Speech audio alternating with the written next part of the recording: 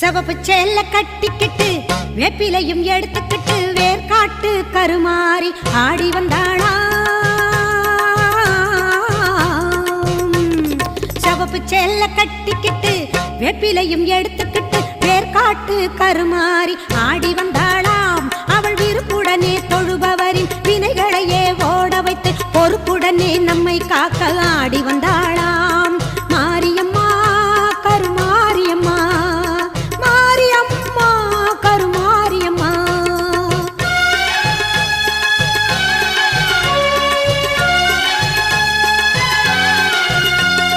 சிறப்புடனே பவனி வந்து சிந்தையிலே கூடி புகுந்து, சிறப்புடனே பவனி வந்து சிந்தையிலே கூடி புகுந்து கருணை உள்ளம் கொண்டு நம்மை காக்க வந்தாளாம்.